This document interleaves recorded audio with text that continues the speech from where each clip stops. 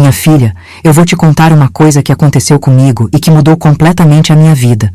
Uma coisa que no começo me deixou apavorada, me fez pensar que eu estava ficando louca, que estava perdendo a cabeça, mas que no final das contas se transformou na maior bênção que eu já recebi dos céus. Eu moro sozinha há 6 meses, numa casinha alugada aqui em Cuiabá, no bairro Jardim Vitória. É uma casinha bem simples, sabe? Tem uma sala pequenininha, uma cozinha, um quarto e um banheiro. Só. É tudo que eu preciso, porque eu moro sozinha mesmo. E foi aqui nessa casinha que começou a acontecer uma coisa muito estranha. Uma coisa que me deixou sem dormir durante semanas. Que me fez marcar médico achando que eu estava com Alzheimer, essas doenças da velhice que a gente tanto tem medo.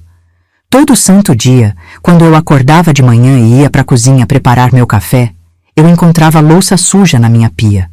Pratos, copos, garfo, faca, tudo ali, sujo, como se alguém tivesse comido durante a noite.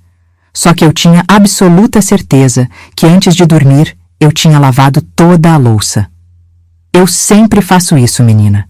Desde que eu me conheço por gente, eu não consigo dormir com a pia suja. É mais forte que eu. Antes de deitar, eu lavo tudo, seco, guardo. Deixo minha cozinha impecável. Mas toda manhã, toda bendita manhã, tinha louça suja ali. 2 pratos, 2 copos, garfo e faca. Sempre 2 de cada, como se 2 pessoas tivessem comido. No começo eu pensei, Rosa, tu tá ficando velha. Tu lavou a louça e esqueceu. Tá perdendo a memória. Eu até ria de mim mesma, sabe? Falava, pronto, começou.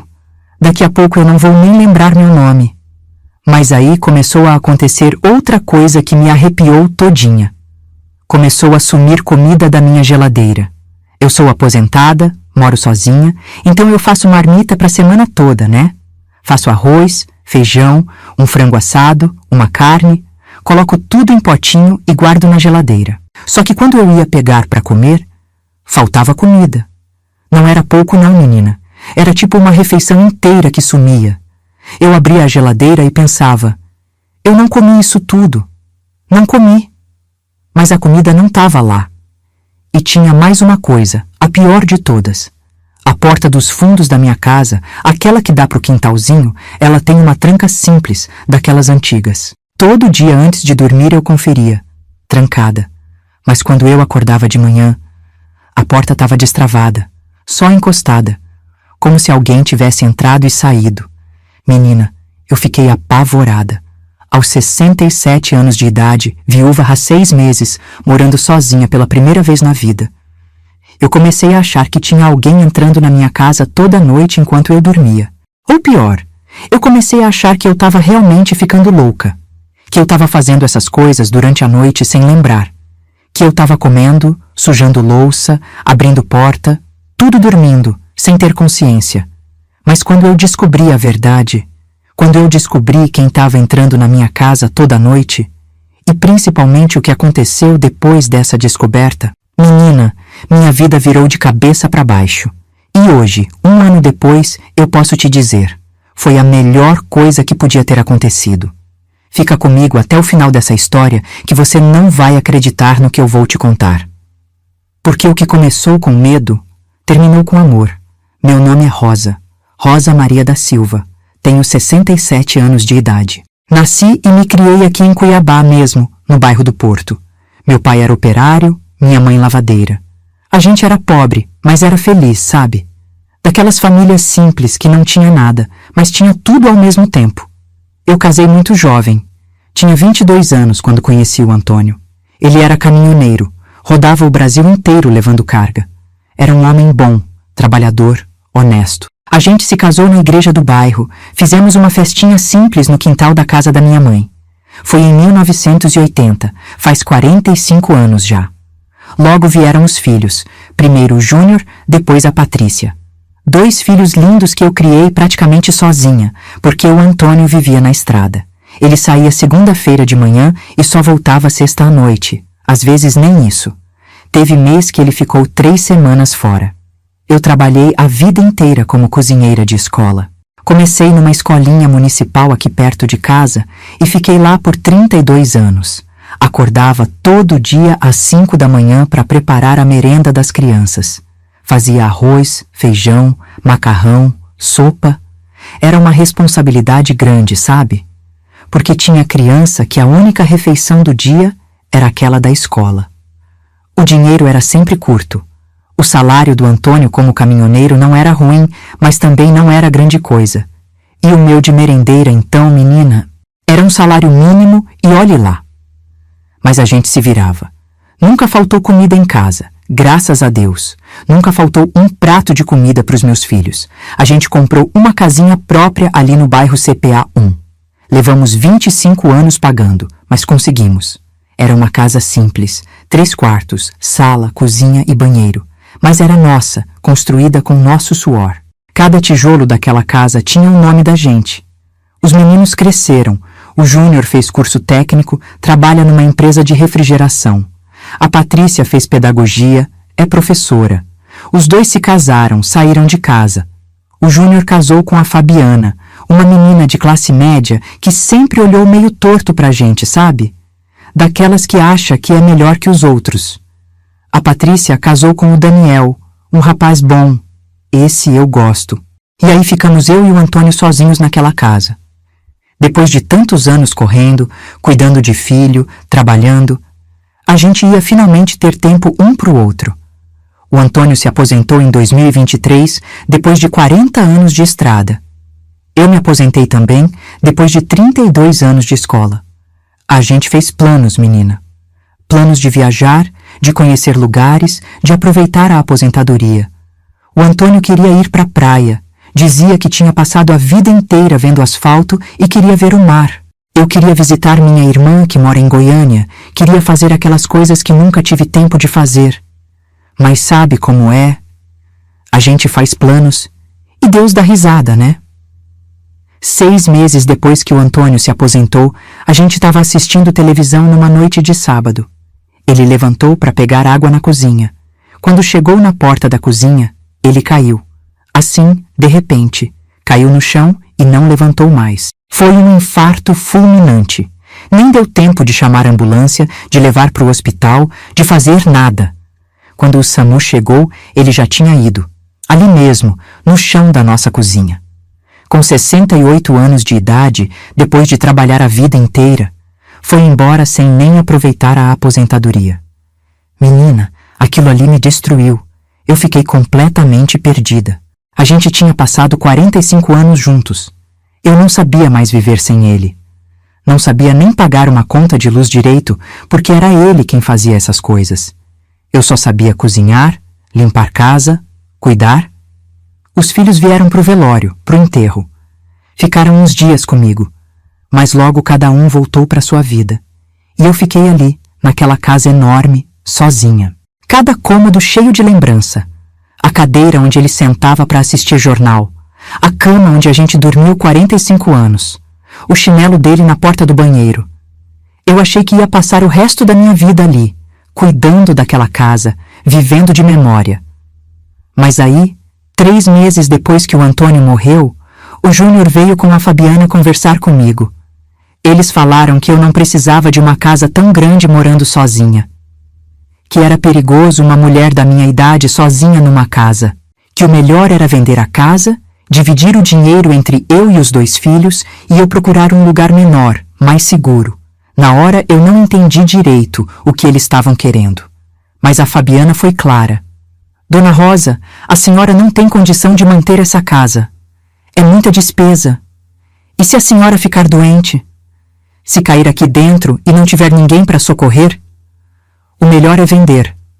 A Patrícia concordou. Disse que realmente era melhor para mim. Que com a minha parte do dinheiro eu podia alugar um apartamento pequeno, num prédio com vizinhos por perto, mais seguro. Eu tentei argumentar. Falei que aquela casa era a casa do pai deles, que tinha sido construída com muito sacrifício. Mas eles já tinham decidido. E eu estava tão fraca, tão destruída pela perda do Antônio, que eu não tive forças para brigar. A casa foi vendida em 2 meses. O dinheiro foi dividido em 3 partes. Eu peguei minha parte, uns 50 mil reais, e os meninos pegaram a deles. Eu tinha um mês para sair. Foi a Patrícia quem me ajudou a procurar um lugar para alugar. A gente viu uns apartamentos, mas o aluguel era muito caro, até que encontramos essa casinha aqui no Jardim Vitória. Aluguel de 600 reais, mais barato que os apartamentos. É simples, pequenininha, mas era o que eu podia pagar com minha aposentadoria. Eu me mudei sozinha. Os meninos ajudaram a levar os móveis, mas depois cada um foi para sua casa. E eu fiquei ali. Pela primeira vez na vida, aos 67 anos de idade, morando sozinha. Sem marido, sem filhos, sem ninguém. Nos primeiros dias eu chorava toda noite. Aquela casinha tão vazia, tão silenciosa, tão diferente da minha casa cheia de história, cheia de vida. Ali eu era uma estranha.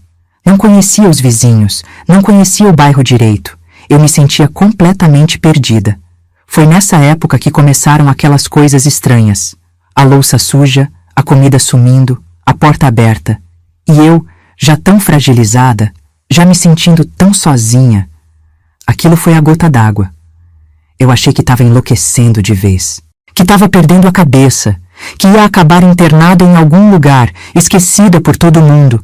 Era isso que passava pela minha cabeça toda noite antes de dormir. E foi assim que as coisas começaram a acontecer. E foi aí que começaram essas coisas estranhas que eu te falei. E olha, menina, não foi de uma vez só não. Foi aos poucos, sabe? Como se alguém estivesse testando até onde podia ir sem ser descoberto. A primeira vez que aconteceu foi numa terça-feira. Eu me lembro perfeitamente porque era dia de feira. Eu tinha ido no mercadão de manhã cedo, comprei verdura, fruta, carne.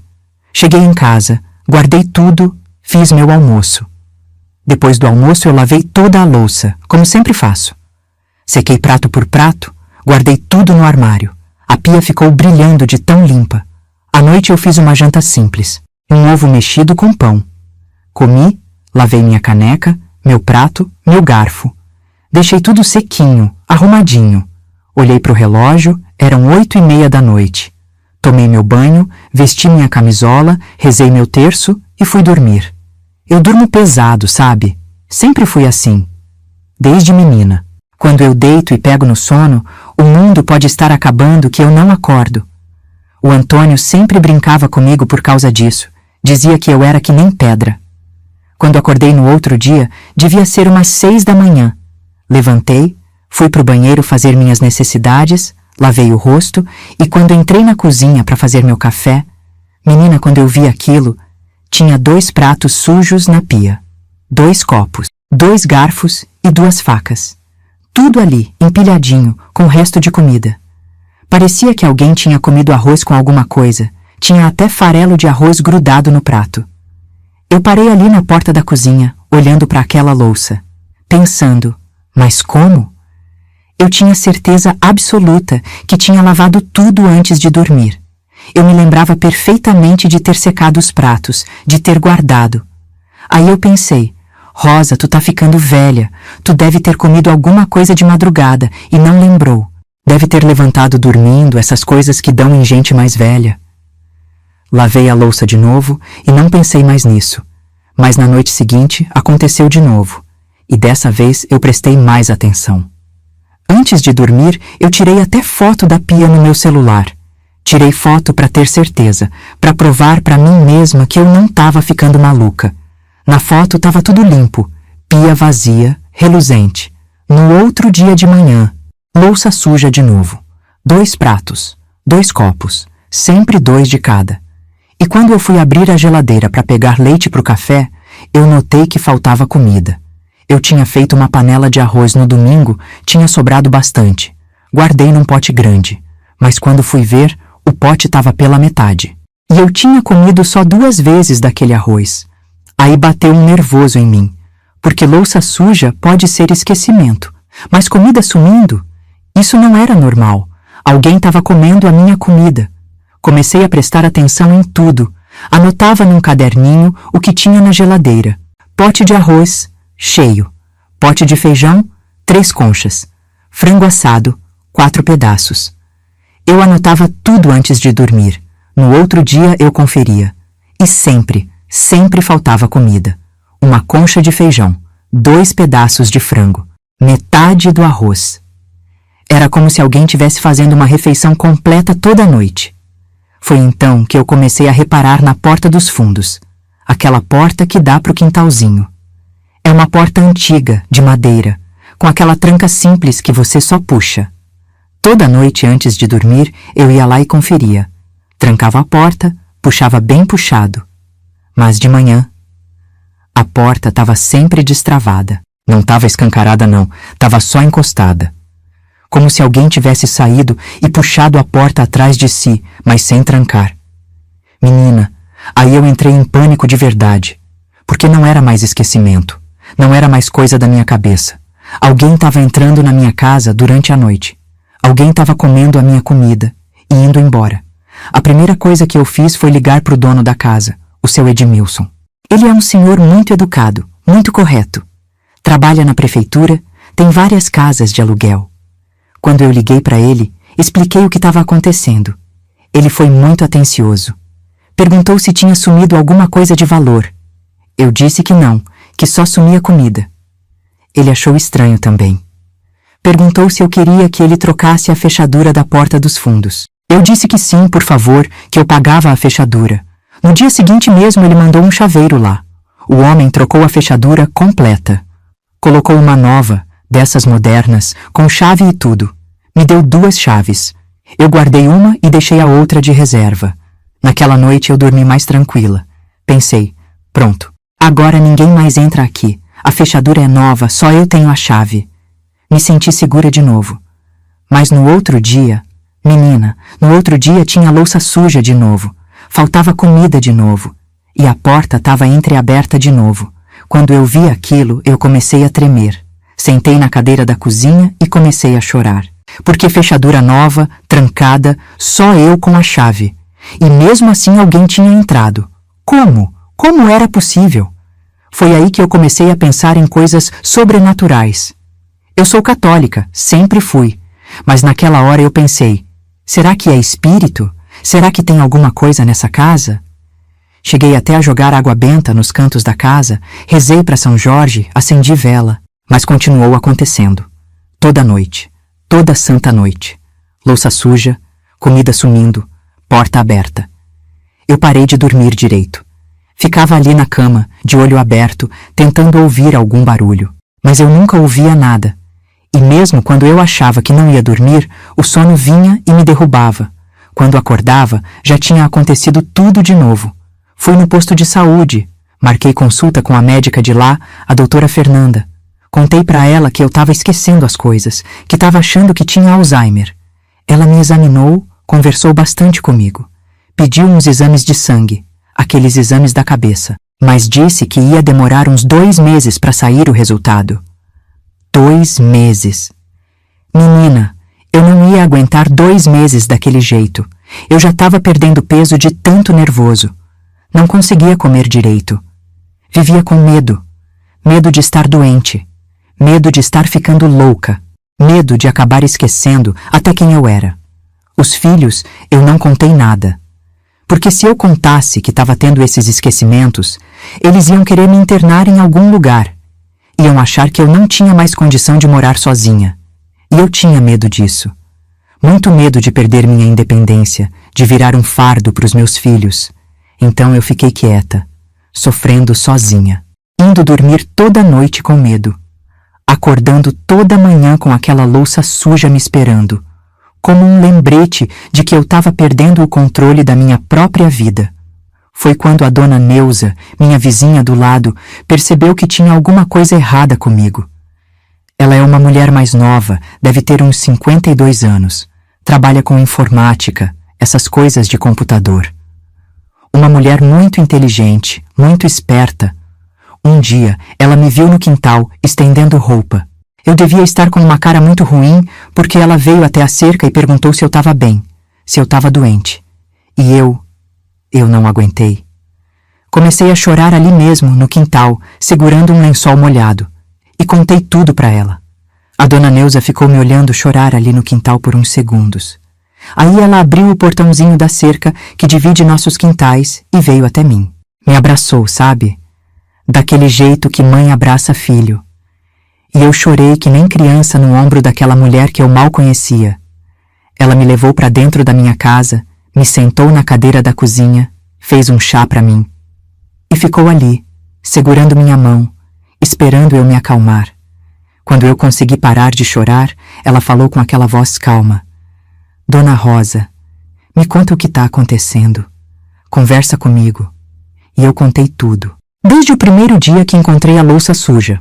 Contei da comida que sumia, da porta que abria, da fechadura nova que não adiantou nada. Contei que eu tinha ido no médico achando que estava com Alzheimer. Contei do medo que eu tinha de perder a cabeça, de acabar num asilo, de virar peso para os meus filhos. Falei para ela, Neuza, eu tô com medo de mim mesma. Eu não confio mais na minha própria cabeça. Eu olho para essa louça suja toda manhã e não sei mais o que é real e o que não é. Será que eu tô fazendo essas coisas dormindo e não lembro? Será que eu levanto de madrugada, como sujo louça, abro porta e não tenho consciência disso? E sabe o que ela me respondeu? Ela pegou nas minhas 2 mãos, olhou bem nos meus olhos e disse, Dona Rosa, a senhora não tá louca. A senhora não tá ficando senil. Alguém tá entrando nessa casa. É isso que tá acontecendo. Eu fiquei olhando para ela sem entender. Ela continuou. Pensa comigo. A senhora trancou a porta com fechadura nova. Só a senhora tem a chave. Mas a porta abre mesmo assim. Isso não é esquecimento. Isso é invasão. Quando ela falou aquilo, eu senti um arrepio subir pela espinha. Porque era uma coisa que eu não tinha querido admitir para mim mesma. Era mais fácil achar que eu estava ficando louca do que aceitar que alguém estava entrando na minha casa toda noite enquanto eu dormia.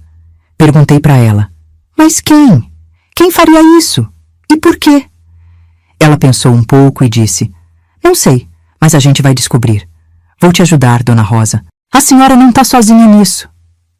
Naquela mesma tarde, ela voltou com uma caixinha pequena. Era uma câmera de segurança, dessas modernas que conecta no celular. Ela explicou que trabalhava com tecnologia, que mexia com essas coisas todo dia no trabalho dela. Ela disse, vou instalar essa câmera aqui na sua cozinha, bem escondidinha num cantinho alto, apontando para a pia e para a porta dos fundos. Ela grava tudo e manda para o celular. Amanhã de manhã a gente vê quem está entrando aqui. Eu fiquei com tanto medo, menina. Tanto medo de descobrir quem era. Porque na minha cabeça podiam ser tantas coisas ruins. Podia ser ladrão esperando a hora certa de me assaltar. Podia ser alguém perigoso. Podia ser até coisa pior dessas coisas que a gente vê no jornal. Falei para ela, Neuza, e se for alguém perigoso? E se descobrir que tem câmera e vier me fazer mal? Ela me acalmou. Por isso a câmera está escondida. E eu vou ficar de olho pelo celular. Se acontecer qualquer coisa, eu ligo para a polícia na hora. A senhora vai dormir com o celular do lado. Qualquer coisa, me liga. A gente instalou a câmera juntinha. Ela era tão pequena que mal dava para ver. Ficou ali num cantinho da prateleira, entre uns potes de mantimento. Apontava direitinho para a pia e para a porta dos fundos. Quando anoiteceu, a dona Neuza foi embora. Me deu um abraço apertado e disse, vai dar tudo certo, Dona Rosa. Amanhã a gente descobre o que está acontecendo. Mas, menina, aquela foi a pior noite da minha vida. Eu deitei na cama com o celular do lado, como ela tinha mandado. Mas não conseguia dormir. Ficava pensando, será que a pessoa vai entrar hoje? Será que vai perceber a câmera? E se for alguém violento? Cada barulhinho que eu ouvia, eu pulava. O vento batendo na janela. O gato do vizinho miando lá fora. O relógio da sala fazendo tic-tac. Tudo me assustava. Eu rezei tanto naquela noite. Rezei a Nossa Senhora pedindo proteção. Rezei para o meu Antônio, onde quer que ele tivesse, pedindo que cuidasse de mim. Rezei para os meus anjos da guarda. Rezei tudo o que eu sabia de oração.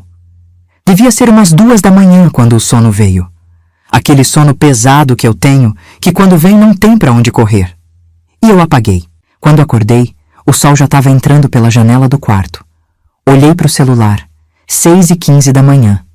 Levantei daquele jeito, com as pernas bambas, o coração disparado. Fui até a porta do quarto, abri devagarinho. Primeiro olhei para o corredor. Tava tudo normal. Olhei para a sala. Normal também. Aí eu fui andando devagarinho até a cozinha, com tanto medo do que ia encontrar. E tinha louça suja na pia. De novo, 2 pratos, 2 copos, garfo e faca, igualzinho todos os outros dias. A diferença é que dessa vez tinha uma câmera que tinha gravado tudo. Eu fiquei ali parada na porta da cozinha, olhando para aquela louça suja. Meu coração estava batendo tão forte que eu sentia ele na garganta, porque eu sabia que em algumas horas eu ia descobrir a verdade, e eu tinha tanto medo dessa verdade. Peguei meu celular e mandei mensagem para Dona Neuza. Aconteceu de novo. Tem louça suja. Ela respondeu na hora. Cheguei do trabalho às 7h. Vou tomar café e já vou aí. A câmera gravou tudo. Aquela 1 hora esperando foi uma tortura. Eu não conseguia fazer nada. Não conseguia tomar café. Não conseguia nem sentar.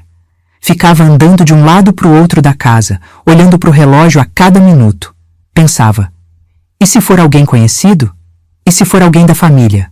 E se for o Júnior tentando provar que eu não tenho condição de morar sozinha? Minha cabeça não parava de criar possibilidades, cada uma pior que a outra. Quando bateram na porta, eu quase pulei de susto. Era a Dona Neuza com o celular na mão e uma cara muito séria. Ela entrou, me fez sentar no sofá da sala, sentou do meu lado, segurou minha mão e disse: Dona Rosa, eu vi a gravação, e a senhora precisa ver também, mas eu quero que a senhora fique calma, tá bem?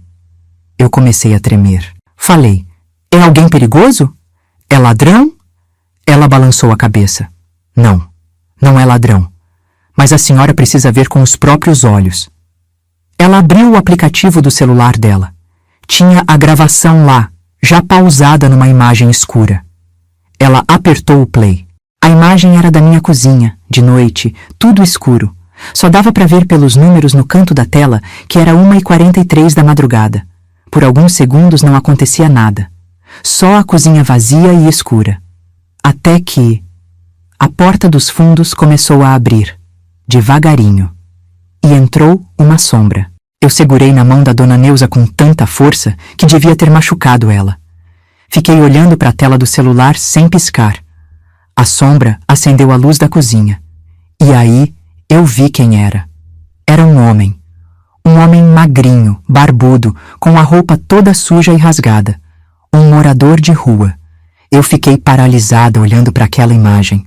Via o homem abrindo minha geladeira com cuidado, pegando o pote de arroz, pegando o pote de feijão, tirando um pedaço de frango. Via ele esquentando a comida no micro-ondas, com tanto cuidado para não fazer barulho. Via ele sentando ali na minha mesa, na mesma cadeira onde eu sentava todo dia, comendo devagar, mastigando cada garfada como se fosse a coisa mais preciosa do mundo. E sabe o que mais me impressionou? Depois que ele terminou de comer, ele levou o prato na pia e lavou. Lavou o prato, o copo, o garfo. Não lavou direito porque estava escuro, mas tentou lavar. Depois pegou um saquinho plástico, colocou mais comida dentro, guardou. E saiu pela porta dos fundos, fechando ela com cuidado. Quando o vídeo acabou, eu fiquei sem saber o que sentir. Não era medo, não era raiva. Era uma coisa estranha misturada com tristeza e alívio. A Dona Neuza perguntou: a senhora conhece esse homem? Eu balancei a cabeça que não. Nunca tinha visto ele na vida. Ela continuou: ele não roubou nada, só comeu e levou comida. A senhora quer que eu chame a polícia? E foi aí que eu tive uma certeza absoluta do que eu tinha que fazer. Uma certeza que veio de dentro do meu peito, lá do fundo da minha alma. Eu olhei para a Dona Neuza e disse: não, não chama a polícia não. Esse homem está com fome e eu não vou mandar prender ninguém por causa de um prato de comida. A Dona Neuza falou: Dona Rosa, a senhora tem certeza? Esse homem está invadindo sua casa todo dia. Ele pode ser perigoso. A gente não sabe quem ele é. Mas eu tinha certeza. Uma certeza que eu não sei explicar direito de onde veio. Talvez porque eu também sabia o que era sentir fome. Talvez porque eu também sabia o que era ser invisível para os outros. Ou talvez porque naquele vídeo eu não vi um criminoso. Vi um homem desesperado. Falei para ela: Neuza, esse homem não é perigoso. Se fosse, ele já tinha feito alguma maldade comigo. Ele entra aqui faz quase um mês. Podia ter roubado, podia ter me machucado, mas tudo o que ele faz é comer e ir embora. Até lava a louça, uma criatura. Ela ainda tentou me convencer, mas Dona Rosa... Eu cortei. Não, Neuza. Minha decisão tá tomada. Esse homem tá com fome. E enquanto eu tiver um prato de comida na minha casa, ninguém vai passar fome por minha causa. Minha mãe me criou assim. Comida a gente divide, não nega. A Dona Neuza suspirou, balançou a cabeça, mas eu vi que ela entendeu. Ela até deu um sorriso pequeno e falou: A senhora é uma mulher de coração grande, Dona Rosa. Mas pelo menos vamos fazer direito então. Vamos facilitar para ele, em vez de deixar ele invadir todo dia. E foi aí que eu tive a ideia. Falei: Vou deixar comida pronta para ele, na mesa mesmo, com um bilhetinho dizendo que pode comer. E vou deixar a porta destravada de propósito. Naquele mesmo dia, eu fiz isso. Fiz um pratão de comida bem feito. Arroz soltinho, feijão temperadinho, um bife acebolado, farofa e vinagrete. Coloquei numa marmita grande, daquelas de plástico com tampa. Deixei em cima da mesa da cozinha. E escrevi um bilhetinho. Peguei um papel de caderno, uma caneta e escrevi com a letra mais bonita que eu consegui. Pode comer. Deixei para você. Não precisa mais entrar escondido. Fique à vontade. Rosa! Coloquei o bilhete em cima da marmita. Deixei também um copo limpo, guardanapo, um saquinho plástico caso ele quisesse levar comida. Arrumei tudo direitinho, como se eu estivesse esperando uma visita. A Dona Neuza ficou lá comigo até mais tarde naquele dia. Ela estava preocupada, achava que eu estava fazendo loucura. Mas quando viu que eu não ia mudar de ideia, ela pelo menos me fez prometer que ia manter a câmera ligada. Que se acontecesse qualquer coisa, ela ia ver pelo celular e ia chamar ajuda. Prometi. E dessa vez, quando fui dormir, eu não senti medo. Senti uma paz estranha, como se eu estivesse fazendo a coisa certa. Como se minha mãe, lá do céu, tivesse orgulho de mim. No dia seguinte, quando acordei, meu coração estava acelerado. Mas era uma aceleração diferente. Era a expectativa, sabe? Fui para a cozinha quase correndo. A marmita estava vazia, lavada, e do lado dela tinha um bilhetinho escrito com letra tremida, meio torta. Obrigado. Deus abençoe. M. Eu peguei aquele bilhetinho e segurei ele contra o peito. Senti vontade de chorar, mas era um choro bom. Um choro de gratidão. Porque pela primeira vez em meses eu me senti útil. Me senti importante para alguém. Aquilo virou rotina. Todo dia, antes de dormir, eu deixava comida pronta para ele. Variava o cardápio. Um dia era frango, outro dia era carne moída, outro dia era peixe frito. Sempre com arroz, feijão e salada. Sempre com capricho, como se eu estivesse cozinhando para um filho. E todo dia tinha um bilhetinho dele me agradecendo. Sempre a mesma letra tremida. Sempre só: obrigado, Deus abençoe. M. Isso durou umas 2 semanas. E em cada dia que passava, eu ficava mais curiosa. Quem era aquele homem? Por que ele estava na rua? O que tinha acontecido com ele? Aquele M do bilhete era inicial de que nome? Foi quando eu tomei coragem de fazer uma coisa que a Dona Neuza achou completamente maluca. Resolvi ficar acordada e conversar com ele. Na noite que eu decidi fazer isso, preparei a comida com mais carinho ainda. Fiz um baião de 2 bem caprichado, daqueles que eu fazia para os meus filhos quando eram pequenos. Deixei na mesa, mas dessa vez não fui dormir. Fiquei sentada ali na sala, no escuro, esperando. O relógio marcava 00:30, depois 1h. Meu coração batia cada vez mais forte. Eu tinha medo que ele não viesse. Ou pior, que viesse, me visse acordada e fugisse para sempre. Quando deu 1h30 da madrugada, eu ouvi o barulhinho da porta dos fundos abrindo. Levantei devagarinho do sofá, andei até a cozinha. Parei na porta, sem entrar. Ele estava lá, de costas para mim. Magrinho, curvado sobre a mesa, pegando a marmita com aquele cuidado todo. Dava para ver as costelas dele através da camisa rasgada. Eu respirei fundo e acendi a luz da cozinha. Ele virou num susto, deixou a marmita cair no chão. Ficou ali parado, tremendo que nem vara verde, os olhos arregalados de medo. Deu até um passo para trás, como se eu fosse bater nele. Levantei as duas mãos, mostrando que eu não tinha nada, e falei com a voz mais calma que consegui. Calma, calma. Não precisa ter medo. Pode ficar. Eu que deixei a comida para você. Ele ficou paralisado, olhando para mim como se não acreditasse no que estava ouvindo. Era um homem de uns 50 e poucos anos, rosto queimado de sol, barba comprida e embaraçada, cabelo sujo, roupa toda surrada.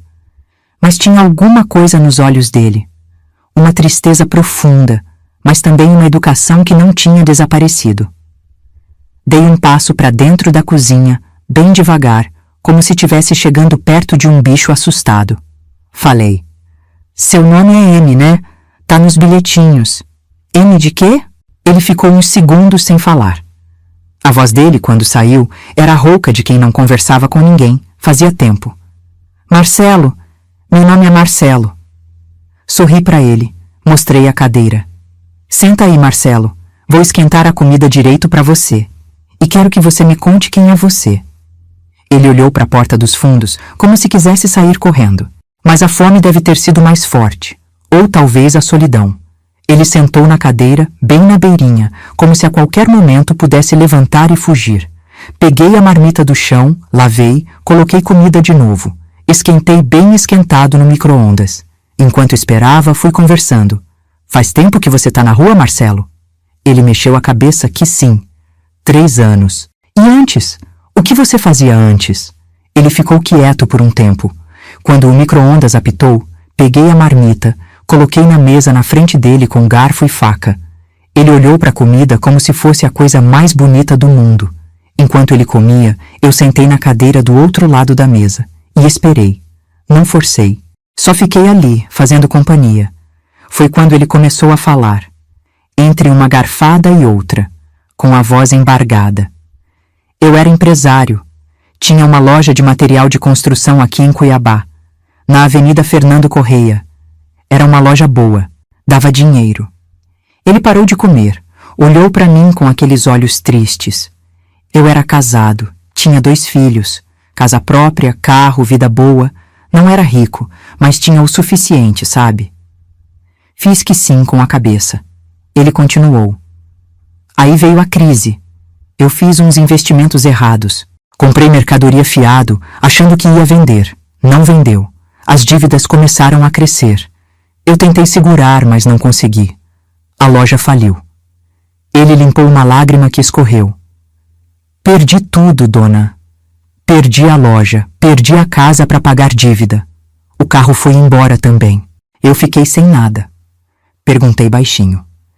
"E sua família?" Ele deu uma risada amarga. "Minha mulher pegou os meninos e foi embora. Disse que não ia viver na pobreza, que ela não tinha casado com um fracassado. Levou os filhos e eu nunca mais vi eles. Isso faz 3 anos." Senti meu coração apertar. Falei: "E você foi pra rua?" "Fui. Tentei arrumar emprego, mas com 58 anos, sem documento, sem endereço, ninguém contrata. Virei invisível, sabe? As pessoas olham para mim como se eu fosse lixo na calçada." Ele olhou para mim com aqueles olhos cheios de vergonha. Eu descobri que conseguia abrir sua porta dos fundos. Começou por acaso. Um dia eu estava passando fome demais. Vi a porta, tentei e abriu. Pensei em pegar só um pouco de comida e ir embora. Mas quando eu entrei e vi aquela cozinha, tão limpa, tão organizada, com comida de verdade na geladeira, parecia um sonho. Ele baixou a cabeça. "Eu sei que tá errado. Sei que é invasão. A senhora pode chamar a polícia, eu vou entender. Mas eu tô há 3 anos comendo do lixo, e a comida da senhora era como se eu tivesse voltado a ser gente de novo." Levantei da cadeira, fui até o lado dele, coloquei minha mão no ombro dele. Ele olhou para mim assustado. Falei olhando nos olhos dele. "Marcelo, você não vai voltar para a rua. Não hoje. Não enquanto eu tiver comida aqui em casa." Naquela mesma noite, o Marcelo tomou banho na minha casa. Foi a primeira vez em 3 anos que ele tomava banho quente de chuveiro. Ele ficou quase 1 hora debaixo d'água. Quando saiu, com a toalha que eu emprestei, Ele estava chorando. Eu tinha separado uma roupa do Antônio que ainda estava guardada num armário. Calça, camisa, cueca, meia. Tudo limpinho, cheiroso. Quando o Marcelo vestiu aquelas roupas, ele ficou me olhando no espelho da sala, como se não acreditasse que aquele era ele. Naquela primeira noite, ele dormiu no sofá. Eu ofereci o quarto de hóspedes, mas ele não quis. Disse que já era demais o que eu estava fazendo, que o sofá estava ótimo. Dei um cobertor, um travesseiro. Deixei a porta do meu quarto trancada, não porque eu tivesse medo dele, mas porque era sensato, né? A gente ainda não se conhecia direito. No dia seguinte eu acordei cedo, como sempre. Quando cheguei na sala, ele já estava acordado, sentado no sofá com o cobertor dobradinho do lado, olhando para a parede. Quando me viu, levantou num pulo, todo sem graça. Falei: "Bom dia, Marcelo. Dormiu bem?" Ele fez que sim com a cabeça. "Melhor noite que eu tive em 3 anos, Dona Rosa." Preparei café da manhã para nós dois. Pão com manteiga, bolo de fubá que eu tinha feito no dia anterior, café quentinho. A gente sentou na mesa, um de frente para o outro. No começo ele comia calado, com aquele jeito envergonhado. Mas aos poucos ele foi soltando a língua. Contou mais da vida dele, que antes da loja ele tinha trabalhado como pedreiro, que foi juntando dinheiro aos poucos até conseguir abrir o negócio próprio. Que os filhos se chamavam Rafael e Lucas, um com 28 e outro com 25 anos hoje. Que a ex-mulher se chamava Sandra e que ele nunca mais tinha tido notícia dela. Contou que nos primeiros meses de rua ele ainda tinha esperança. Achava que ia conseguir se reerguer rápido, mas quando você cai naquele buraco, é muito difícil sair. Sem documento, sem endereço, sem telefone. As portas vão se fechando uma atrás da outra. Eu escutava tudo com o coração apertado, porque eu via que poderia ter sido eu, poderia ter sido qualquer um de nós. A vida vira num segundo, menina. Num piscar de olhos você perde tudo. Depois do café, ele quis ir embora. Disse que já tinha abusado demais da minha bondade. Mas eu segurei ele. "Marcelo, você vai para onde? Voltar para a rua?" Ele baixou a cabeça. "Não tenho outro lugar, Dona Rosa." Falei: "Então fica. Fica até você se organizar, arrumar um trabalho, juntar um dinheiro. Não precisa ser para sempre, só até você se reerguer." Ele ficou me olhando com aqueles olhos cheios d'água. "Por quê? Por que a senhora está fazendo isso por mim? A senhora nem me conhece." E sabe o que eu respondi? "Porque eu também sei o que é ser abandonada, Marcelo. Eu também sei o que é sentir que você não serve mais para nada. E eu sei que às vezes a gente só precisa de uma chance, de alguém que olhe pra gente e veja que a gente ainda é gente." Foi assim que ele ficou. A dona Neuza achou que eu tinha pirado de vez quando contei. Ela ficou preocupada. Disse que eu mal conhecia o homem, que podia ser perigoso. Mas eu sentia no meu coração que não era. Nos primeiros dias o Marcelo mal falava. Ficava quieto num canto, com medo de incomodar. Acordava cedo e ficava arrumando coisas pela casa. Consertou a torneira da cozinha que pingava. Trocou a lâmpada queimada do banheiro. Pintou a cerca dos fundos que estava descascando. Fazia tudo sem eu pedir, como forma de agradecer. Eu cozinhava para nós dois. E menina, como aquele homem comia. Não era de gula não. Era de fome acumulada. Era de 3 anos comendo do lixo. Ele devorava cada prato como se fosse o último. E sempre limpava o prato até o fim, sem deixar um grão de arroz. Aos poucos, ele foi engordando. A pele foi ficando menos queimada. O cabelo e a barba eu levei ele num barbeiro do bairro. O seu Toninho, que corta meu cabelo, faz anos. Quando o Marcelo saiu de lá, barbado e com cabelo cortado, eu quase não reconheci ele. Era outro homem. Comprei umas roupas para ele. Nada caro, era o que minha aposentadoria permitia. Mas calça jeans, camiseta, tênis. Roupa digna. Ele chorou quando viu as roupas. Disse que fazia 3 anos que ninguém dava nada para ele além de resto de comida. Depois de 1 mês morando comigo, ele já estava irreconhecível. Tinha engordado uns 5 quilos. A pele estava saudável. Os olhos tinham voltado a ter vida. E o melhor, ele tinha voltado a sorrir. Foi quando ele começou a procurar trabalho. Todo dia saía cedo e voltava tarde.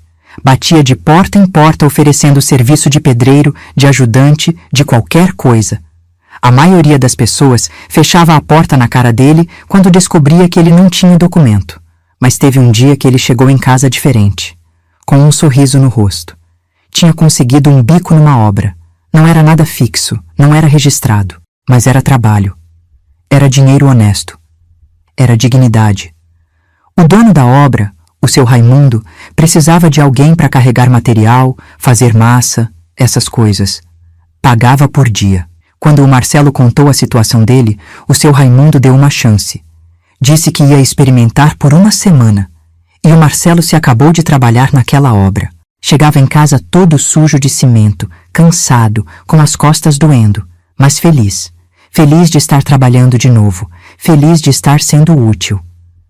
No fim da primeira semana, o seu Raimundo chamou ele e disse que ele podia ficar, que era bom trabalhador, que podia contar com o serviço enquanto a obra durasse. Naquele dia, o Marcelo chegou em casa e me abraçou. Me abraçou forte e chorou no meu ombro. Chorou de alegria, de alívio, de gratidão. E foi ali, naquele abraço, que alguma coisa mudou entre a gente. Não sei explicar direito o que foi, mas era como se a gente tivesse deixado de ser duas pessoas sozinhas dividindo uma casa e tivesse virado alguma coisa a mais. A gente começou a conversar mais, não só sobre coisa séria, mas sobre bobagem também. Assistia a novela junto, comentava sobre os personagens, assistia jornal e reclamava da política. Ria das mesmas piadas, fazia as refeições sempre junto, conversando sobre o dia.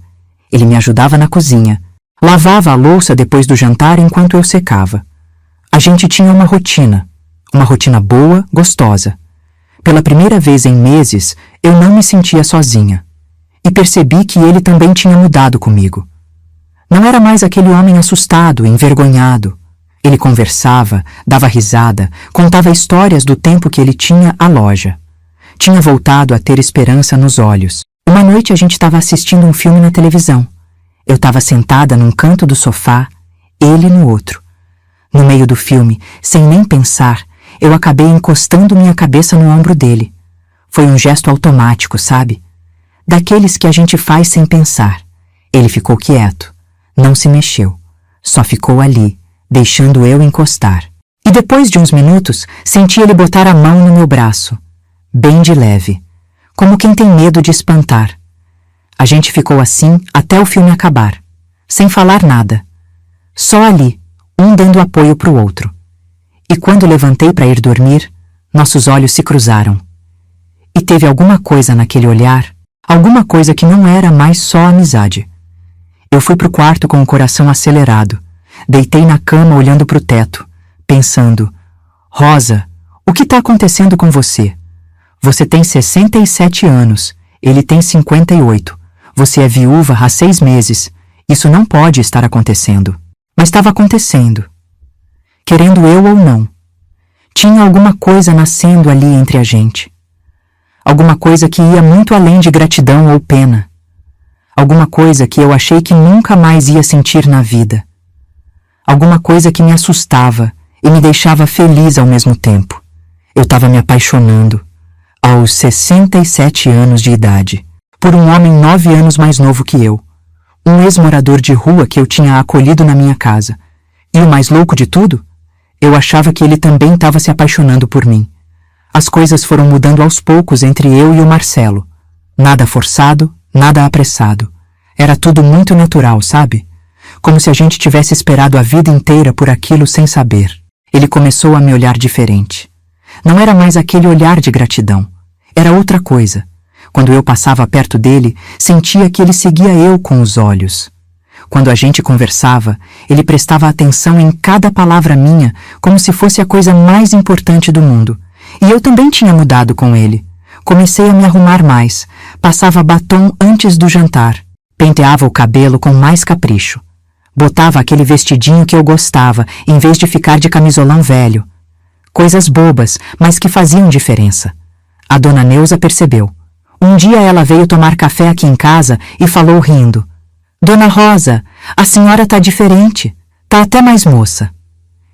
Eu fingi que não era nada, mas por dentro meu coração estava acelerado, porque eu sabia o que estava acontecendo. E tinha medo Medo de estar sendo ridícula. Medo de estar interpretando errado os sinais dele. Medo de me machucar. Afinal, eu tinha 67 anos. Era viúva há 6 meses.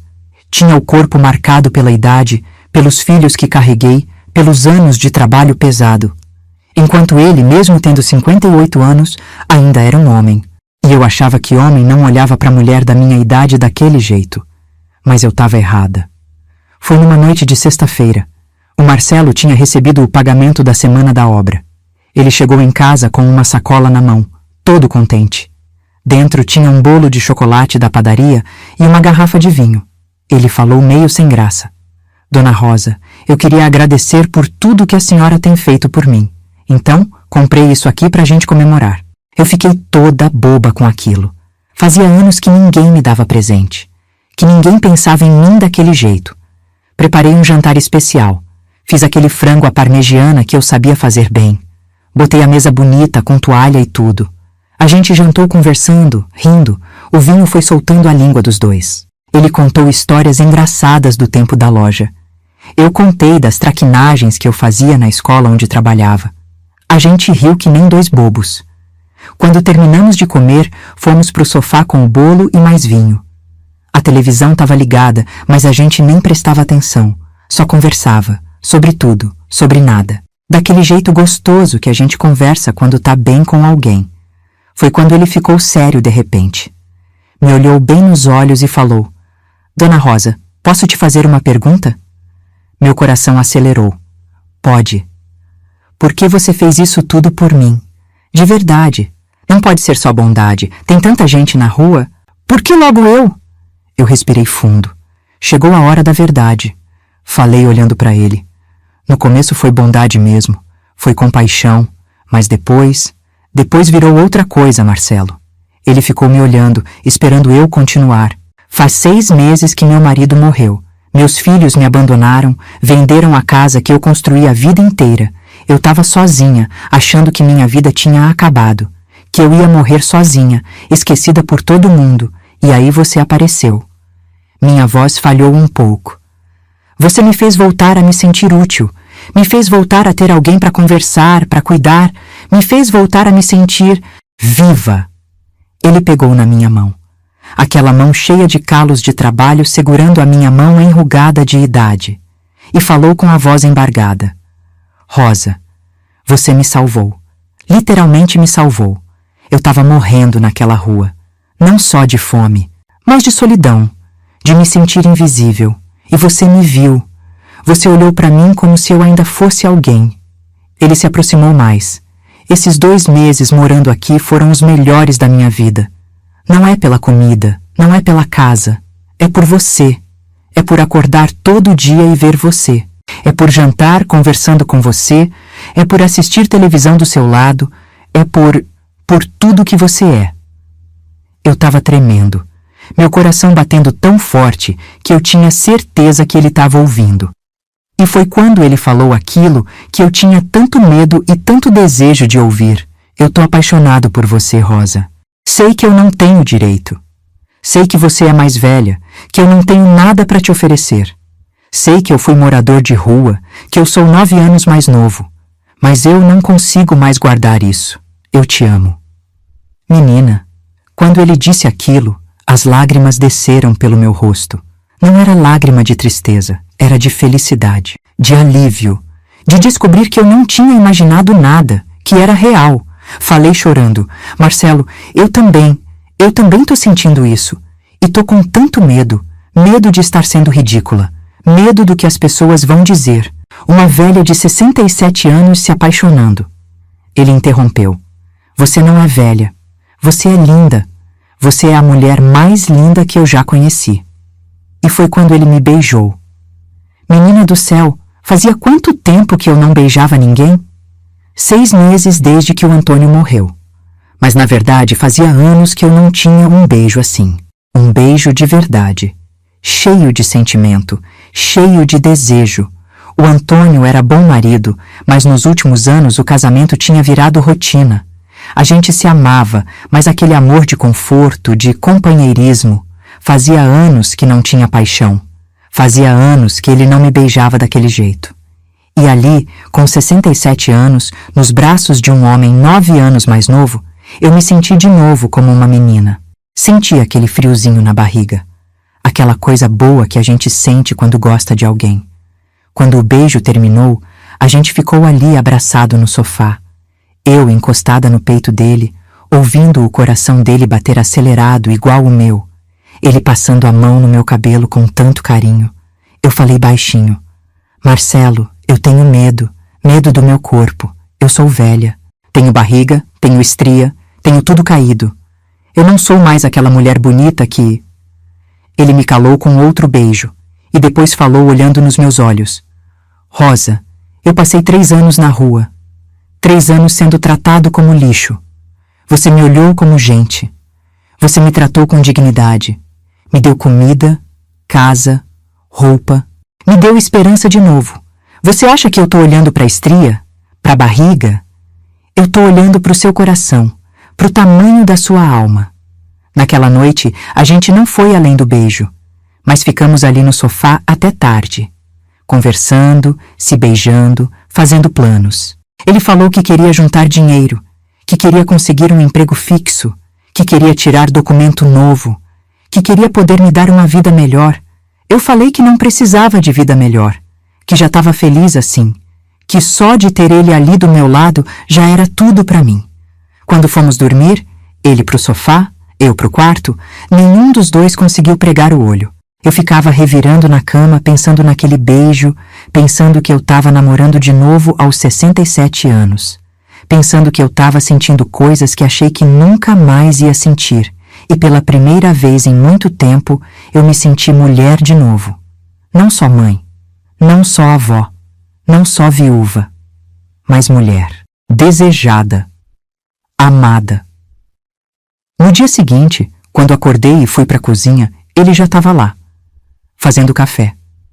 Quando me viu, veio e me deu um beijo, daqueles beijos de bom dia que casal dá. E a gente sorriu um pro outro, meio sem graça, meio feliz. A vida tinha mudado. A gente tinha mudado. E tudo começou com um prato de comida e um coração disposto a enxergar o outro. Mas a gente ainda não sabia que o mundo lá fora não ia aceitar aquilo tão fácil quanto a gente aceitou. A gente conseguiu manter segredo por umas 3 semanas. Não era que a gente tivesse vergonha, mas a gente sabia que as pessoas não iam entender, que iam julgar. Então a gente vivia aquele amor escondido dentro das 4 paredes da minha casa. Mas segredo em cidade pequena não dura muito. E Cuiabá pode ser cidade grande, mas bairro é igual cidade pequena. Todo mundo se conhece. Todo mundo vê tudo. A primeira a desconfiar foi a dona Neuza. Ela vinha tomar café aqui em casa de vez em quando e começou a notar as coisas. O Marcelo tratando eu diferente. Eu tratando ele diferente. Os olhares, os sorrisos, a intimidade que tinha entre a gente. Um dia, ela me chamou no canto e perguntou direta: Dona Rosa, a senhora tá namorando o Marcelo? Eu fiquei vermelha que nem pimentão. Tentei negar, mas ela cortou. Não adianta mentir não. Eu conheço a senhora e eu sei reconhecer quando alguém tá apaixonado. Aí eu desabei. Contei tudo pra ela. Do beijo, dos sentimentos, de como eu tava feliz, de como fazia tempo que eu não me sentia assim. Ela ficou quieta por um tempo e depois falou com aquele jeito dela direta: Dona Rosa, eu fico feliz que a senhora tá feliz. De coração. Mas a senhora precisa se preparar, porque as pessoas vão falar, vão julgar. Uma mulher de 67 anos com um homem de 58 que era morador de rua, as pessoas não vão aceitar fácil não. E ela estava certa. A vizinhança começou a reparar. O Marcelo saía cedo para trabalhar, voltava no fim da tarde. Estava sempre aqui em casa. As pessoas começaram a comentar. A dona Irene, que mora 3 casas para baixo, veio com aquela conversa mole.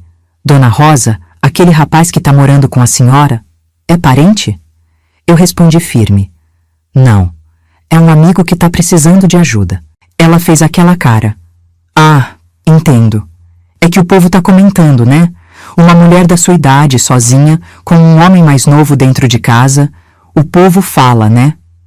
Eu senti o sangue ferver, mas me segurei. Dona Irene, o povo que se preocupe com a vida do povo. A minha vida quem cuida sou eu. Mas os comentários não pararam. No mercadinho da esquina, eu sentia as pessoas cochichando quando eu passava. Na missa de domingo, as senhoras olhavam para mim e conversavam baixinho. Eu fingia que não via, mas doía. O pior foi quando meus filhos descobriram. A Patrícia ligou um dia. Disse que tinha passado no bairro e viu um homem saindo da minha casa de manhã cedo. Perguntou quem era. Eu respirei fundo e contei. Disse que era o Marcelo, que ele estava morando comigo, que estava me ajudando com as coisas da casa. Ela ficou em silêncio. E depois falou com aquela voz que eu conhecia bem, a voz de desaprovação. Mãe, a senhora mal conhece esse homem. Como é que a senhora deixa um estranho morar na sua casa? Eu expliquei a história toda. Como eu conheci ele, como ele estava precisando de ajuda, como ele tinha me ajudado também. Mas ela não quis saber. Mãe, isso é muito arriscado. A senhora não conhece o passado dele. Ele pode ter feito qualquer coisa. Pode ser perigoso. Tentei argumentar. Patrícia, ele é um homem de bem. Só teve azar na vida. Ela suspirou. Mãe, eu vou conversar com o Júnior. A gente precisa dar um jeito nisso. Quando ela desligou, meu coração estava apertado. Eu sabia o que vinha. 2 dias depois, o Júnior apareceu aqui em casa, com a Fabiana. Os dois entraram com aquela cara de quem veio resolver problema. O Marcelo estava aqui. Quando viu eles entrando, ele se levantou do sofá, todo sem graça. O Júnior olhou para ele com desprezo. Nem cumprimentou. Falou olhando só para mim. Mãe, a gente precisa conversar. A sós. Eu respondi firme. O que você tem para falar, pode falar na frente do Marcelo. Ele mora aqui. A Fabiana deu aquela risadinha. Ah, então é verdade mesmo. A senhora botou um mendigo para morar aqui. Senti o Marcelo se encolher do meu lado. Eu me levantei da cadeira. Fabiana, eu não permito que você fale assim do Marcelo. Ele não é mendigo. Ele é um homem trabalhador que passou por dificuldade. O Júnior cruzou os braços. Mãe, a senhora não acha estranho? Um homem que a senhora não conhece, vivendo aqui dentro da sua casa? E se ele roubar a senhora? E se ele fizer alguma coisa? Eu estava tremendo de raiva, mas mantive a voz firme. Júnior, o Marcelo está aqui há 3 meses. Se ele quisesse roubar, já tinha roubado. Ele trabalha, paga as despesas dele. É mais presente na minha vida do que vocês dois. A Fabiana bufou. Ah, Dona Rosa, pelo amor de Deus, a senhora acha mesmo que esse homem está aqui por quê?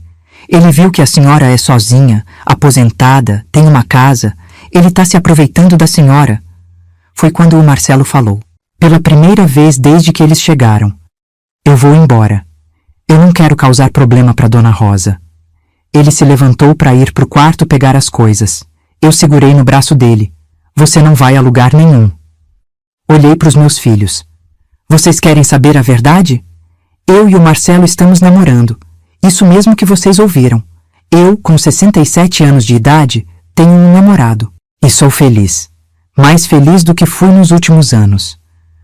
O queixo do Júnior caiu. A Fabiana deu uma gargalhada seca. A senhora tá brincando, né? Namorando? Com esse... Cuidado com o que vai falar, Fabiana. Eu avisei com o dedo em riste. O Júnior passou a mão no rosto. Mãe, a senhora não tá pensando direito. Faz 6 meses que o pai morreu. A senhora tá vulnerável. Esse homem tá se aproveitando disso. Eu senti as lágrimas querendo vir, mas segurei. Júnior, quando você vendeu a casa do seu pai sem me perguntar direito, você se importou se eu tava vulnerável? Quando você me botou para morar sozinha numa casa que eu não conhecia, você perguntou se eu tava bem? Vocês me abandonaram. O Marcelo me acolheu. A gente não abandonou a senhora. A Patrícia tentou argumentar. Ela tinha chegado e estava na porta. Não? Então por que vocês só ligam quando querem saber se tá tudo bem? Por que nenhum de vocês vem me visitar? Por que, quando eu precisei de ajuda, nenhum de vocês estava aqui? O silêncio foi pesado. Continuei. O Marcelo me faz feliz. Ele me respeita. Me trata bem. Conversa comigo. Me faz rir. Me faz sentir viva de novo. E eu não vou abrir mão disso por causa do que vocês ou qualquer outra pessoa acha. O Júnior balançou a cabeça. A senhora vai se arrepender disso, mãe.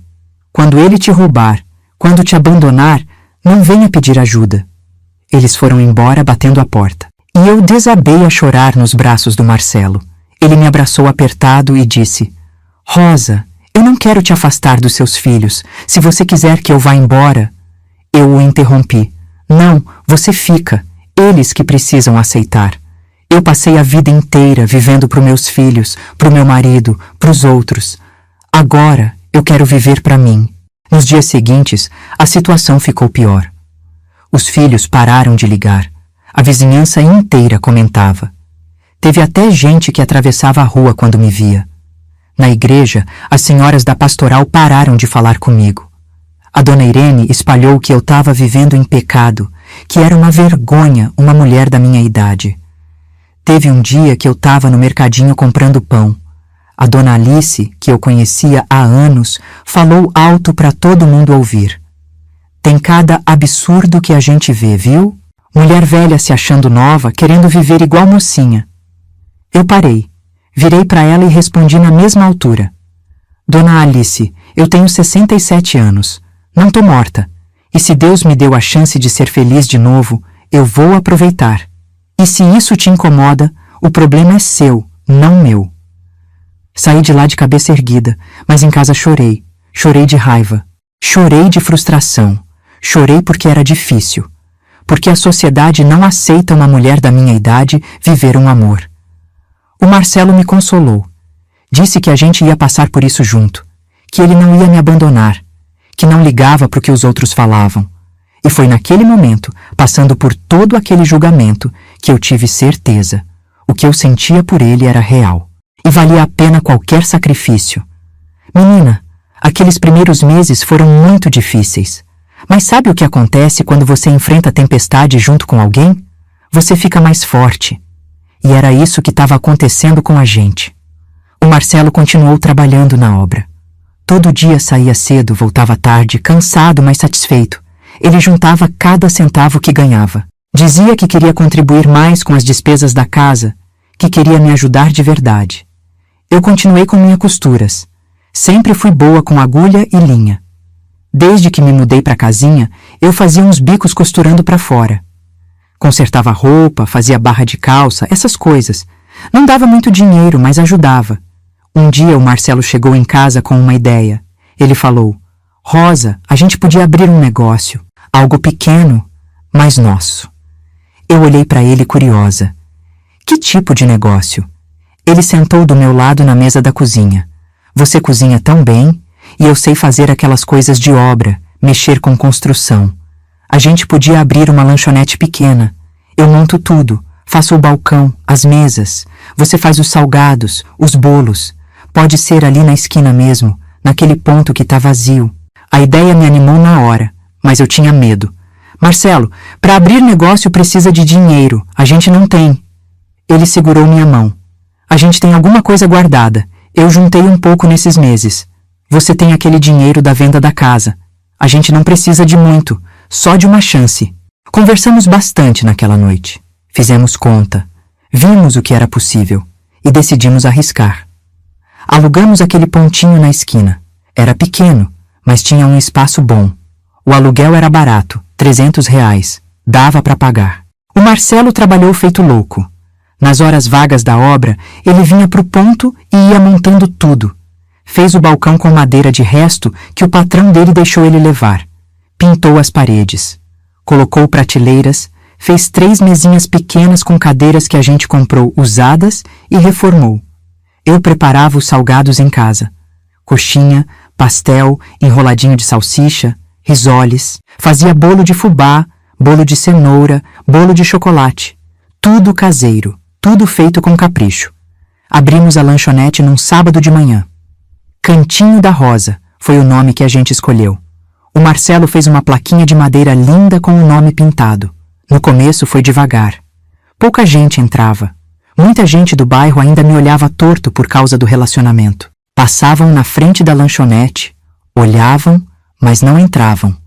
Mas aos poucos as coisas foram mudando, porque salgado bom, feito com carinho, todo mundo gosta, e os meus eram bons de verdade. Começou com o pessoal da obra onde o Marcelo trabalhava. Eles vinham comprar salgado no almoço. Experimentavam e voltavam. Traziam outros colegas. Depois veio o pessoal da escola que ficava perto. Os professores começaram a vir tomar café da manhã antes da aula. Os alunos vinham na saída comprar lanche. As donas de casa do bairro começaram a encomendar bolo para aniversário.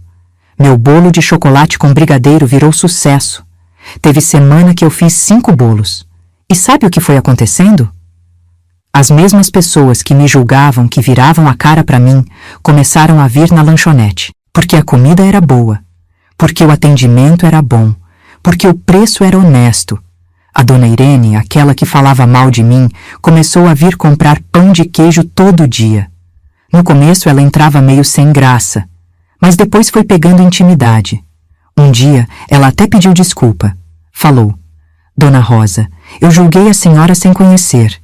Vi que o Marcelo é um homem trabalhador, honesto, e a senhora tá tão feliz. Me perdoa.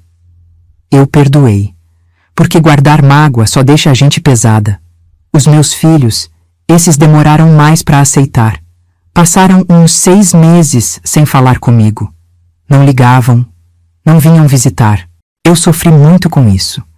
Mas o Marcelo estava sempre do meu lado me apoiando. Até que um dia a Patrícia apareceu na lanchonete, sozinha, sem o marido. Ela entrou, olhou em volta, viu tudo arrumadinho, limpinho, me viu no balcão com meu avental. Ela sentou numa mesinha e pediu um café.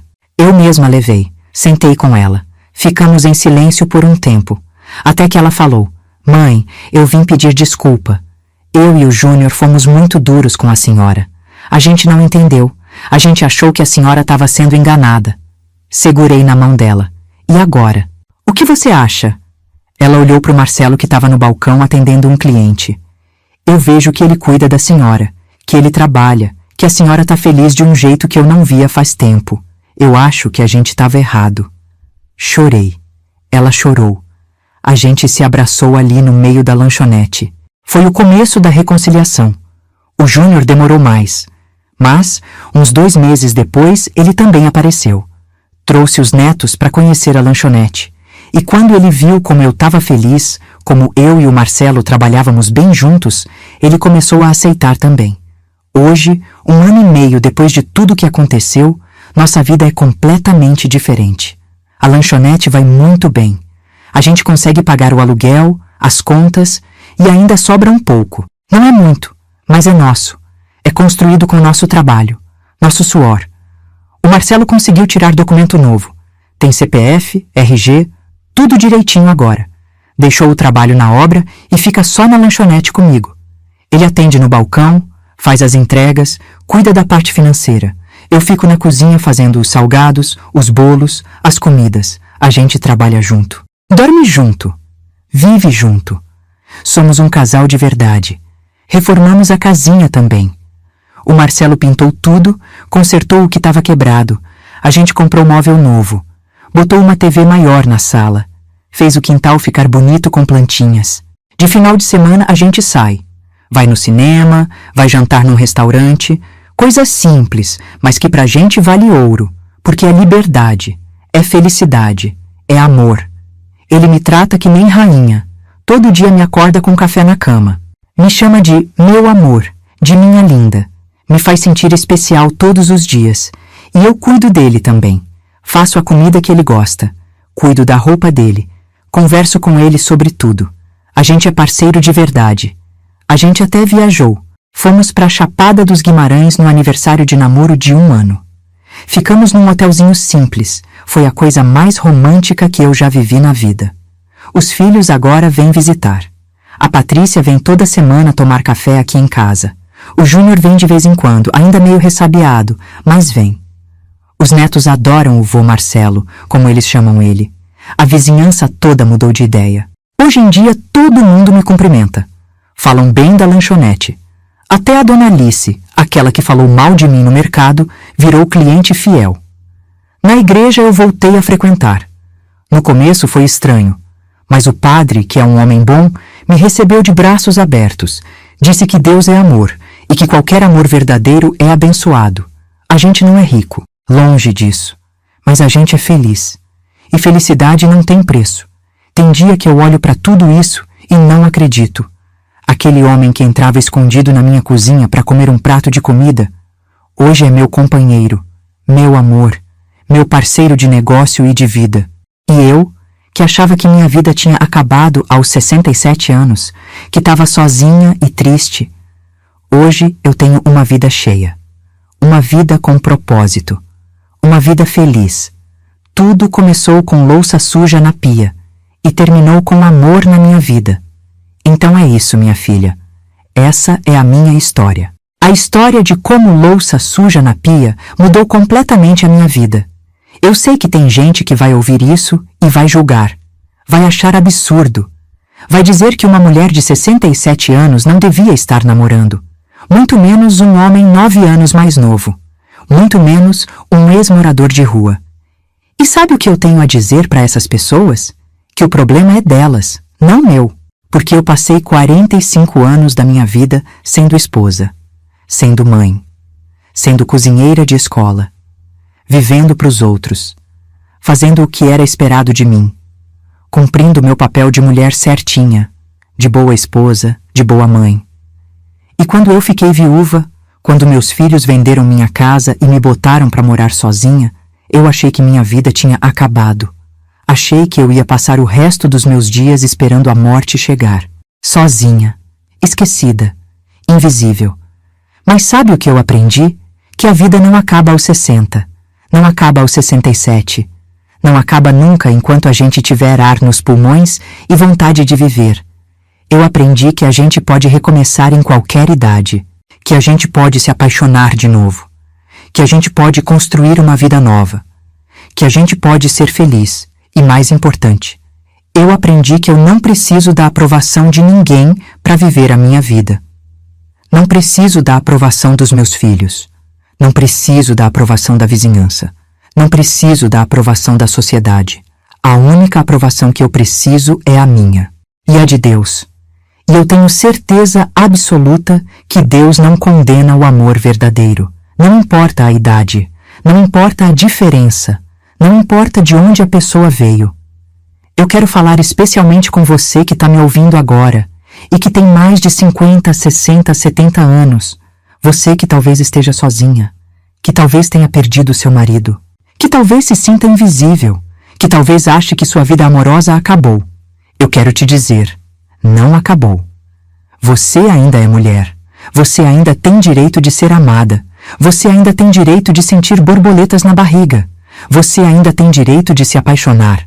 Não importa se você tem estria, se tem barriga, se tem cabelo branco, se tem ruga, se o corpo não é mais o de quando você tinha 20 anos.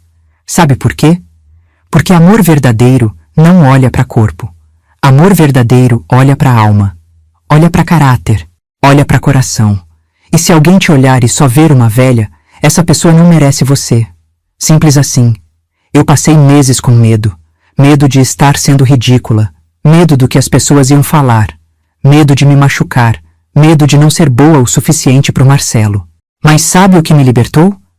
Foi entender que a opinião dos outros não paga minhas contas, não aquece minha cama, não me faz companhia de noite, não me faz feliz.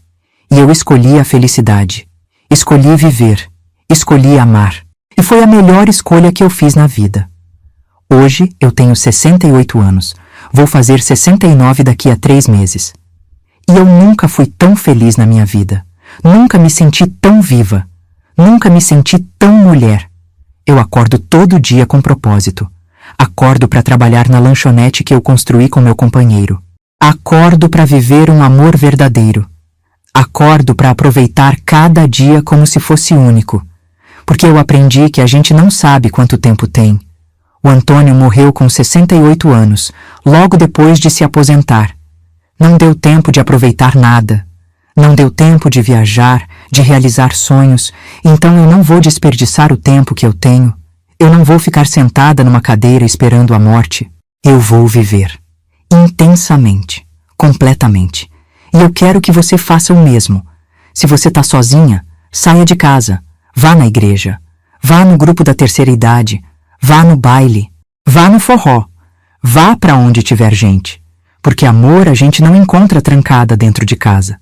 Se você conhecer alguém, dê uma chance.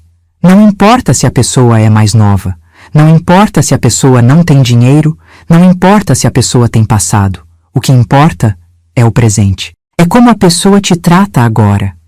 Se te tratarem com respeito, com carinho, com amor, aceite, permita-se. Você merece. E se os seus filhos não aprovarem, se a sua família criticar, se a vizinhança falar mal, respira fundo e segue em frente. Porque quem vai viver sua vida é você, não eles. Eu sei que não é fácil. Eu passei por isso. Passei pela rejeição dos meus filhos. Passei pelo julgamento da vizinhança. Passei pela fofoca na igreja. Mas eu também vi tudo isso mudar. Vi meus filhos voltarem. Vi a vizinhança me respeitar de novo. Vi as pessoas entenderem que o que eu tenho com o Marcelo é real. E hoje todo mundo vê que a gente é feliz, que a gente se respeita, que a gente se ama de verdade. Tem gente que me para na rua agora para dizer que eu sou inspiração, que me viu e tomou coragem para viver a própria vida também, que eu mostrei que é possível recomeçar. E é isso que eu quero fazer com essa história. Eu quero inspirar você. Eu quero que você saiba que não é tarde demais. Não é tarde para amar. Não é tarde para ser feliz. Não é tarde para recomeçar. Não é tarde para viver. Pode ser 50, 60, 70, 80 anos. Não importa. Enquanto você tiver vida, você tem direito de viver plenamente. E outra coisa que eu quero te dizer, não tenha medo de ajudar alguém. Não tenha medo de estender a mão para quem está precisando. Eu podia ter chamado a polícia quando descobri que o Marcelo estava entrando na minha casa. Podia ter mandado prender ele. Mas eu escolhi ver além. Escolhi ver um ser humano com fome. Um ser humano precisando de ajuda. E essa escolha mudou minha vida. E mudou a vida dele também. Hoje o Marcelo não é mais aquele homem magro, sujo, desesperado que eu vi na câmera. Ele é um homem trabalhador. Um homem digno. Um homem feliz. Um homem que tem propósito. E eu não sou mais aquela mulher sozinha, triste, achando que a vida tinha acabado. Eu sou uma mulher completa. Uma mulher feliz. Uma mulher amada. Tudo porque eu escolhi o amor em vez do medo. Escolhi a compaixão em vez do julgamento. Escolhi viver em vez de apenas existir. Então eu te convido a fazer o mesmo. Escolha viver. Escolha amar. Escolha ser feliz. Não importa o que as pessoas vão dizer. Não importa se vão te julgar.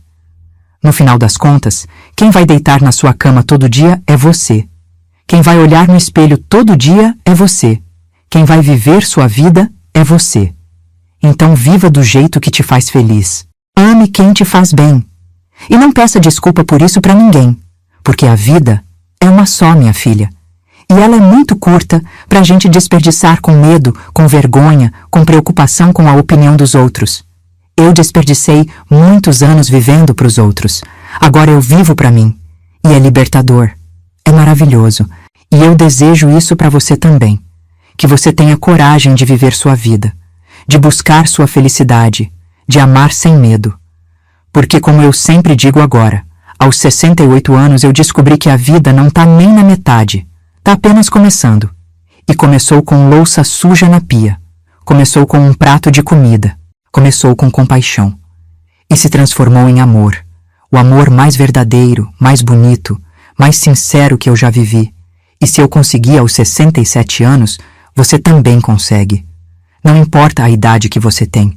Nunca, jamais é tarde demais para recomeçar. Nunca é tarde para ser feliz. Nunca é tarde para amar. Essa é a minha mensagem para você hoje, e eu espero de coração que você leve ela com você, que você acredite nisso, e que você viva isso também, porque você merece. Todo mundo merece uma segunda chance, todo mundo merece amor, todo mundo merece felicidade, não importa a idade, não importa o passado, não importa nada além do agora. E no agora, você tem tudo o que precisa para recomeçar, só falta você dar o primeiro passo. Dá esse passo, minha filha. Eu prometo que vale a pena. Muito obrigada por me ouvir. E que Deus abençoe sua vida, assim como abençoou a minha. Agora, Deixe aqui nos comentários sua mensagem que irei ler todas com muito prazer.